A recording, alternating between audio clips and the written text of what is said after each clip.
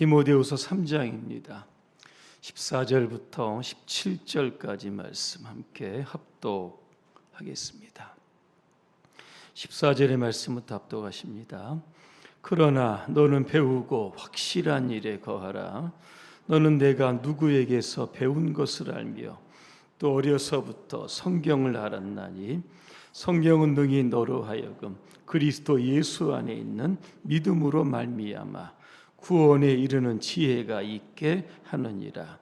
모든 성경은 하나님의 감동으로 된 것으로 교훈과 책망과 바르게 함과 의로 교육하기에 유익하니 이는 하나님의 사람으로 온전하게 하며 모든 선한 일을 행할 능력을 갖추게 하려 함이라. 아멘. 배우고 확실한 일에 거합시다 하는 주제로 말씀을 드립니다. 할렐루야. 아멘. 분과 인사하겠습니다. 배우고 확실한 일에 거합시다. 오늘 교단이 정한 교회 교육 주일입니다. 우리 교회 안에 교육자들이 굉장히 많으신데 교육이 무엇인지 먼저 일반적인 정의를 제가 한번 해보려고 합니다. 맹자가 이런 이야기를 합니다. 득천하 영재의 교육지, 이런 이야기를 합니다. 천하의 영재를 얻어서 교육을 시킨다. 여기에서 교육이라고 하는 단어가 사실은 나왔습니다. 가르칠 교자입니다. 아이들을 가르치는데 회초리를 가지고 아이를 가르친다, 이런 뜻이고 기를 육자를 쓰고 있습니다. 갓 태어난 아이를 그죠? 교육시킨다, 양육한다라고 하는 뜻을 담고 있습니다. 영어로는 교육을 에듀케이션 이렇게 부르고 있습니다. 이게 원어를 보니까 밖으로 끌어낸다, 이런 뜻을 담고 있습니다. 사람 안에는 재능이 있고 가능성들이 많이 있습니다. 그런 것들을 밖으로 끄집어내서 개발시키는 것이 바로 교육이다라고 하는 겁니다. 그래서 교육에 관해서 철학자 아리스토텔레스는 이런 이야기를 합니다. 교육은 좋은 습관을 길러주는 것이다. 존 듀이라고 하는 학자는 이렇게 이야기합니다. 교육은 삶의 준비가 아니라 삶 그 자체다, 이렇게 이야기를 합니다. 자, 그러면 기독교 교육이란 무엇일까? 기독교 교육의 교재가 바로 성경입니다. 성경을 가르치죠. 그러면 아이들의 삶이 변화가 됩니다. 그래서 하나님을 알고 하나님께 순종하고 하나님께 사랑하는 방법을 알게 해주는 것이 바로 기독교 교육의 여러분 핵심입니다. 그래서 존 밀턴이라고 하는 분이 이렇게 이야기합니다. 기독교 교육은 하나님과 인간, 그리고 인간의 의무를 배우고 실천하는 것이다, 이렇게 이야기합니다. 제임스 스마트라고 하는 분은 이렇게 이야기합니다. 기독교 교육은 인간의 사고와 삶의 방식이 복음에 의해 변화를 받아 그리스도의 제자로 살아가도록 하는 것이다, 이렇게 정의를 했습니다. 리차드 오스머라고 하는 분은 이렇게 얘기합니다. 기독교 교육은 신앙 공동체 안에서 하나님의 사역에 동참하도록 사람들을 형성하는 과정이다, 여러분 이렇게 이야기를 합니다. 교육이 굉장히 여러분 중요한 것을 의미합니다. 요즘 한국 교회가 위기다, 그렇게 이야기를 합니다. 위기 중에 위기는 다음 세대가 지금 사라지고 있다는 겁니다. 국민일고는 2030년대에 한국 교회 학교가 90%가 사라질 것이다, 극단적인 예측을 여러분 했습니다. 2022년이죠. 3년 전에 보고해 보니까 한국교회 교회학교를 운영하는 곳이 약 절반 정도밖에 되지 않습니다. 그리고 100명 미만의 교회도 약 50% 정도밖에는 교회학교가 여러분 없다는 그런 통계가 여러분 나왔습니다. 작은 교회들은 교회학교를 운영하기 어려우니까 서로 모여서 연합으로 주일학교를 그렇게 모색하고 있는 그러한 지금 상황입니다. 또 하나의 위기는 10대와 20대들이죠. 교회를 자꾸 이탈한다라고 하는 겁니다. 지금 청소년의 기독교 비율이 13.6%인데 교회 다니는 청소년들은 약 3%대 이렇게 통계가 나와 있습니다. 청년들도 약 3%대입니다. 왜 이렇게 청년과 청소년들이 교회에 나오지 않는 것일까? 장신대에서 기독교 교육을 이렇게 가르치시는 그 박상진 교수가 이런 이야기를 합니다. 이 다음 세대의 위기를 일으킨 것은 세 가지의 문제다. 첫째는 교회 내부에 문제가 있다 그랬습니다. 그럼 이런 얘기를 시작을 합니다. 미국의 사우스 웨스턴 신학교에서 청소년 사역을 가리키는 웨슬리 블랙 교수가 이런 이야기를 합니다.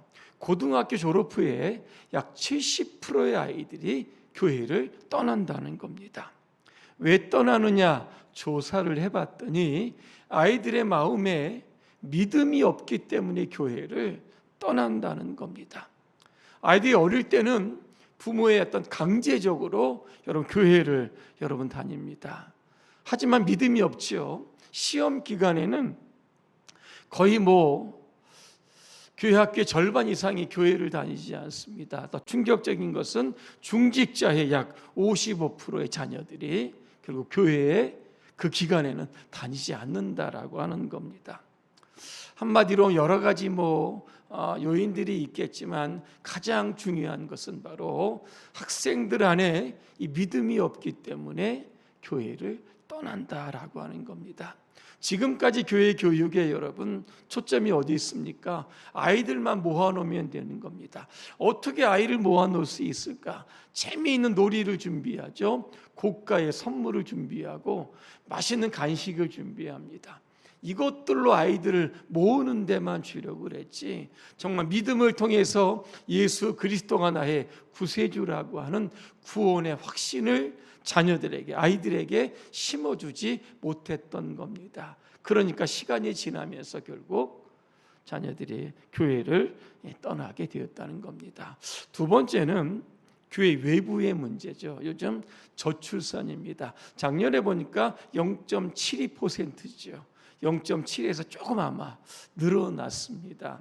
하지만 여전히 이런 출산율의 저조가 사회적인 문제도 되지만 교회 안에 아이들이 없는 가장 큰 문제도 된다라고 하는 겁니다. 또 하나의 문제는 세속화와 탈종교화의 문제입니다. 요즘 아이들은 종교에 전혀 관심이 없습니다. 학생들과 학부모들이 지향하는 아이들의 최종 목표가 뭐냐? 신앙이 아닙니다. 교회 열심히 다니는 거 아닙니다. 뭡니까? 사회적으로 성공하는 겁니다. 행복하게 살아가는 것. 여기에 주안점이 딱 맞추어져 있는 겁니다. 그러다 보니까 교회에 가서 하나님의 말씀을 배우는 것보다 오히려 학원에 가서 공부하는 쪽으로 그죠? 부모들이 자꾸만 자녀들을 그렇게 유도하고 있다라고 하는 겁니다. 이게 교회 학교가 위기입니다. 그죠? 돌파해야 할 겁니다. 어떻게 돌파할까? 성경적으로 제가 좀 말씀을 드리려고 합니다. 이 구약 시대의 교육을 보면 쉐마 교육입니다. 쉐마라고 하는 거 신명기 6장에 나옵니다. 들으라 이런 말씀입니다. 이 쉐마 교육은요. 신명기 6장 5절이 여러분 핵심입니다. 우리가 여러분 교동문 읽었습니다. 맨 마지막 절 여러분 기억하십니까? 너는 마음을 다하고 뜻을 다하고 힘을 다하여 내 하나님 여호와를 사랑하라. 쉐마 교육은 여러분 이것만 여러분 가리킵니다. 그러니까 구약의 교육은 세상적인 지식을 가리키는 것이 아니라 어떻게 하면 하나님을 잘 예배하고 사랑할 수 있는 방법들을 계속적으로 가리킵니다. 누가 가리킵니까? 부모가 가리킵니다. 자, 부모가 자녀들을 가리키려고 하면 부모가 먼저 성경을 어떻게 해야 됩니까? 공부해야 됩니다. 그래서 신명기 6장 6절에 보니까 이런 말씀이 있죠. 오늘 내가 내게 명하는 이 말씀을 내 마음에 새겨라. 부모들을 향해서 주시는 말씀입니다. 새긴다라고 하는 것은 단순하게 어떤 성경 말씀을 지식을 저장한다는 뜻이 아닙니다. 마음 깊이 간직하는 것이죠. 반복적으로 묵상하고 그 말씀을 삶에서 살아내는 것, 이게 바로 마음에 여러분 새기는 겁니다. 그래서 마음이라고 하는 이 원어의 뜻을 보니까 감정, 이런 뜻을 넘어서 의지, 사고, 어떤 결정의 중심, 이게 바로 마음이라고 하는 뜻입니다. 자, 그러니까 하나님 말씀을 그저 머리에만 담아두지 말고 가슴에 담고 우리의 삶에 전반적으로 삶 전체로 바로 실현해 나가는 것, 이것을 이제 부모가 먼저 실천해야 하는 겁니다. 그리고 나서는 자녀들에게 보니까 부지런히 가르쳐라 말씀하고 있습니다. 도대체 어디서 가르쳐야 되냐 이렇게 봤더니 일단 집에서 가르쳐야 됩니다. 아이들이 자고 일어날 때 부지런히 가르치라고 그랬습니다. 길을 갈 때에도 가르치라고 그랬습니다. 앉아 있을 때에도 말씀을 강론하라 분명하게 말씀하고 있습니다. 하나님 말씀의 어떤 교육의 특정한 시간과 장소가 없다는 겁니다. 모든 일상 가운데 그죠? 자녀들에게 부모는 말씀을 가르쳐야 여러분 되는 겁니다. 그러면 어떻게 가르칠까? 유대인의 교육을 보니까 단순히 지식만을 전달하게 합니다. 전달한 것이 아니라 그 성경 말씀을 삶에서 실천할 수 있는 방안들을 여러분 찾습니다. 신명기 6장에도 보면 4가지가 딱 나옵니다. 말씀을 손목에 딱 메고 다닙니다. 그죠? 그리고 말씀을 써가지고 미간에 붙입니다. 미간이 어디죠? 눈과 눈 사이죠. 이마에다가 말씀을 딱 붙이고 다니는 겁니다. 집에도 보면 집 문 기둥이 있습니다. 거기에다 말씀을 딱 붙여놓고 바깥문에도 붙이는 겁니다.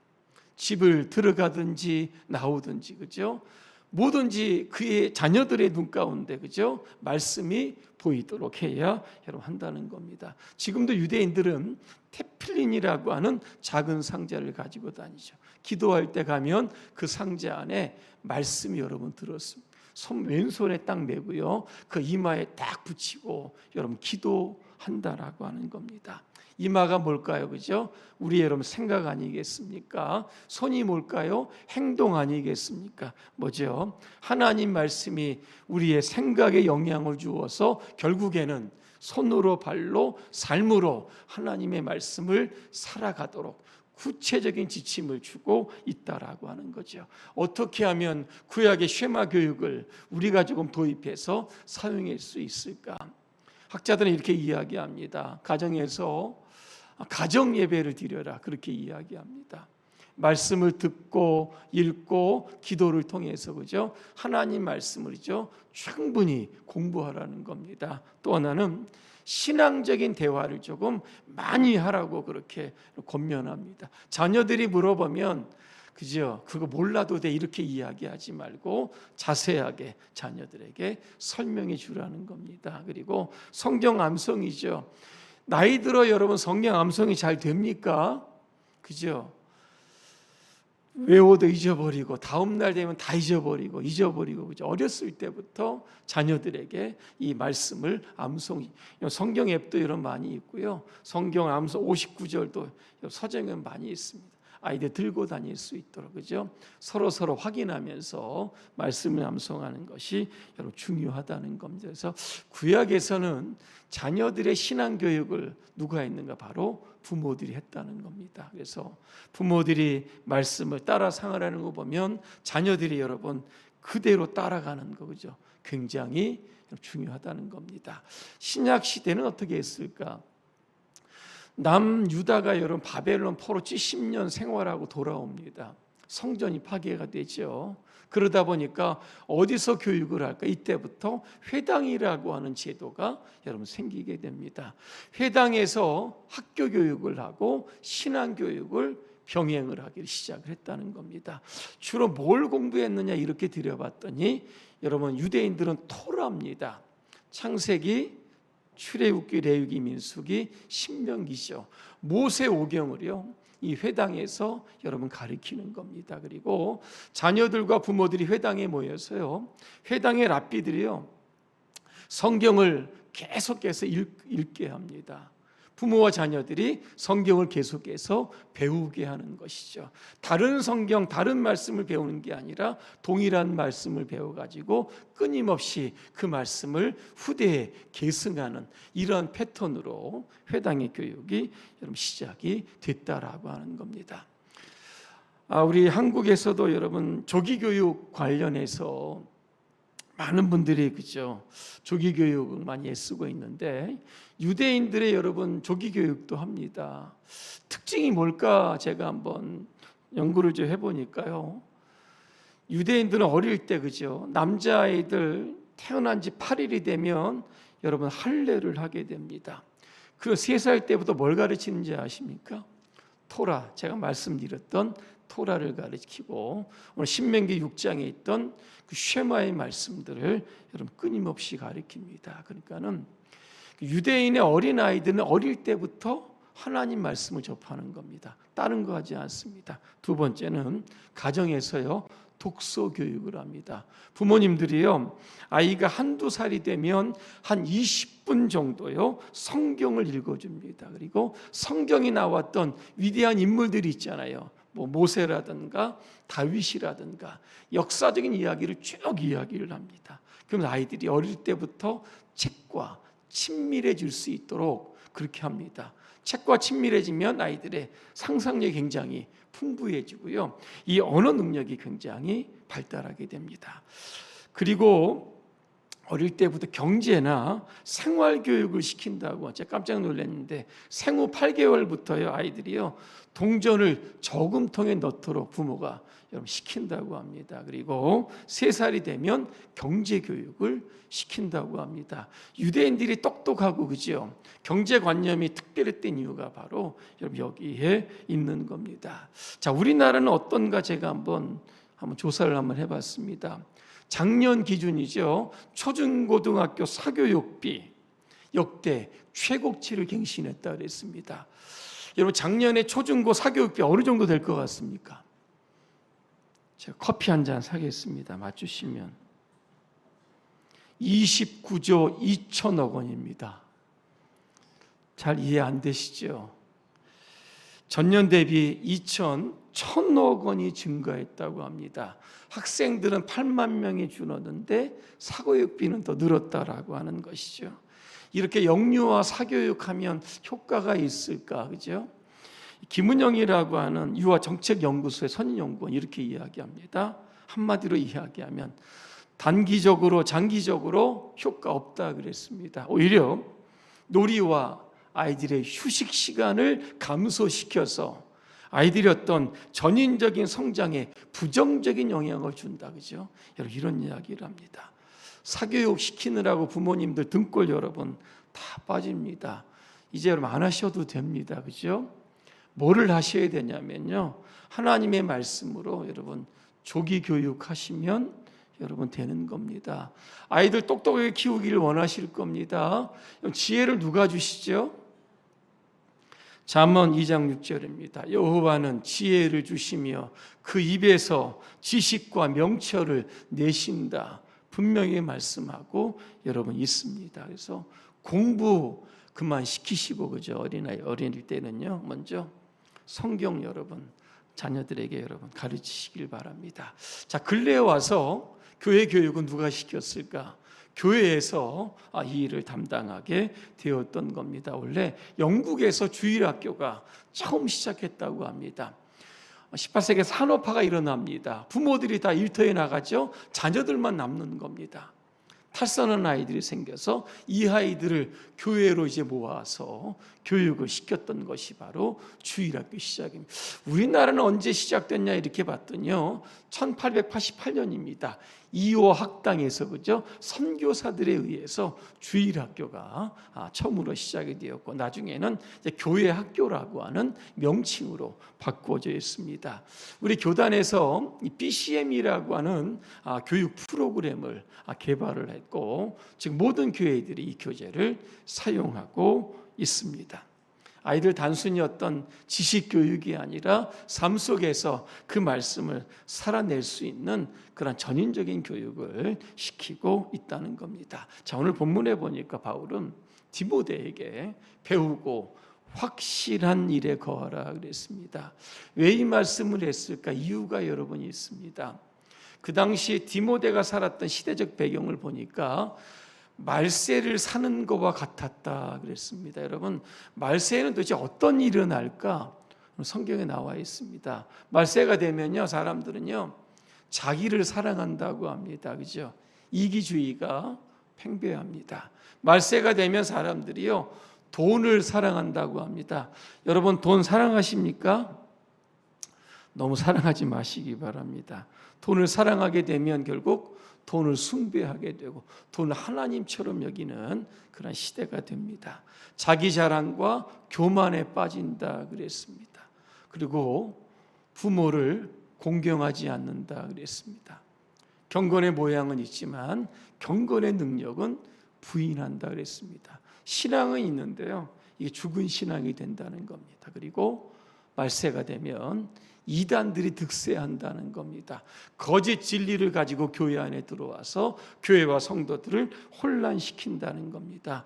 그래서 바울은 디모데에게 정신을 차리라는 겁니다. 하나님의 말씀을 배우라는 겁니다. 하나님의 말씀, 오늘 16절에 보니까 하나님의 말씀은 하나님의 감동으로 된 것이다. 예전에 보니까 영감이라고 하는 뜻으로 되어 있는데, 영감은 두 가지의 단어입니다. 테오스라고 하는 하나님과 피누스토스라고 하는 숨을 불어넣는다. 이게 여러분 합성어입니다. 성경이 뭘까? 하나님께서 숨을 불어넣으셔서 살아있는 말씀이 되게 하신 책, 이게 바로 성경입니다. 히브리서 4장 12절이죠. 하나님의 말씀은 살아있고 활력이 있다. 바로 이런 말씀, 절대적인 권위를 가지신 그런 하나님의 말씀을 우리는 배워야 합니다. 왜 배워야 되느냐? 오늘 5가지로 설명을 합니다. 첫째로, 성경을 받아야 우리가 구원을 받게 됩니다. 여러분, 세상의 책들, 그죠? 1년에도 수만 권들의 책들이 발견됩니다. 책들 여러분 다 보시길 바랍니다. 그죠? 어떻게 하면 구원받는다 여러분 나옵니까? 여러분 안 나옵니다.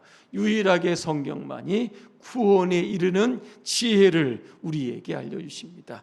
요한복음 14장 6절이죠. 내가 곧 길이요 진리요 생명이 나로 말미암지 않고는 아버지께로 올 자가 없도다. 예수를 통해서 하나님께 가고 영원한 생명을 얻는 그 지혜의 책이 바로 여러분 성경입니다. 두 번째, 우리를 교훈합니다. 교훈이 뭐죠? 하나님의 뜻이죠. 하나님의 뜻대로 살아라 알려고 하면 성경을 들여다봐야 됩니다. 그 다음에는 여러분 책망입니다. 책망이 뭘까? 우리를 여러분 꾸짖는 겁니다. 우리가 잘못했을 때, 그죠? 우리를 꾸짖어서 다시 한번 하나님께로 돌아오게 하는 책이 바로 여러분 성경책입니다. 그 성경 우리를 바르게 합니다. 바르게 한다는 원어를 보니까 교정한다는 겁니다. 그죠? 여러분, 뼈가 좀 뒤틀어졌습니다. 그죠? 뒤틀렸습니다. 이거를 의사들이 딱 맞추는 것, 이게 바로 바르게 한다는 겁니다. 우리의 좀 뒤틀어진 언어라든가 삶이라든가 행동을 교정할 수 있는 책이 뭐냐? 바로 성경이라는 겁니다. 그 다음에 바로 마지막에 의로 교육한다. 의가 뭡니까? 하나님이죠. 하나님 중심적으로 살아갈 수 있도록, 그죠? 성경은 우리를 계속해서 가르치는 겁니다. 성경을 우리가 배우게 되면 우리는 어떻게 되느냐? 첫째는 온전하게 된다 말씀합니다. 온전이 뭐죠? 성숙하죠. 어린아이의 신앙에서 장성한 자의 신앙으로 여러분 바뀌게 되는 겁니다. 또 하나는 모든 선한 일을 행할 능력을 갖추게 된다 그랬습니다. 여러분, 능력이 여러분 뭡니까? 군인들이요 전쟁터에 나갈 때 완전 구장한 것을 가리고 여러분 능력입니다. 하나님 말씀으로 세상에 나가야 여러분 십자가의 군인이 되고 병사가 되는 겁니다. 당당하죠, 그죠? 그래서 하나님의 일을 감당하도록 여러분 하는 겁니다. 여러분, 결론입니다. 오늘은 교회 교육주일입니다. 교육이 너무나 중요한데, 그죠? 이 땅의 부모들은 교육을 교회에다만 여러분 다 맡겨 두었습니다. 그러면 절반 정도밖에 되지 않습니다. 부모가 반드시 가정에서 체크해 주어야 하는 겁니다. 그래서 가정에서도 아이들이 신앙적 교육을 받고 교회에서도 신앙적인 교회를 통해서 우리 아이들이 더욱더 성숙해지고 세상에 나가서 빛과 소금의 역할을 감당할 수 있는 그런 선한 능력을 겸비한 그런 하나님의 사람들 여러분 잘 양육하시기를 주님의 이름으로 축복합니다. 기도하겠습니다. 좋으신 하나님, 오늘은 교회 교육 주일입니다. 기독교 교육의 중요성을 깨닫게 하시니 감사합니다. 성경으로 우리의 자녀들 잘 교육할 수 있도록 도와주시옵소서. 말세를 이길 수 있는 큰 믿음을 우리 자녀들에게 주시옵소서. 그래서 온전한 하나님의 사람이 되고 능력 있는 하나님의 사람이 되어서 이 땅에 하나님의 뜻을 이루어가는 그러한 주인공들로 살게 하여 주옵소서. 예수님의 이름으로 기도합니다. 아멘.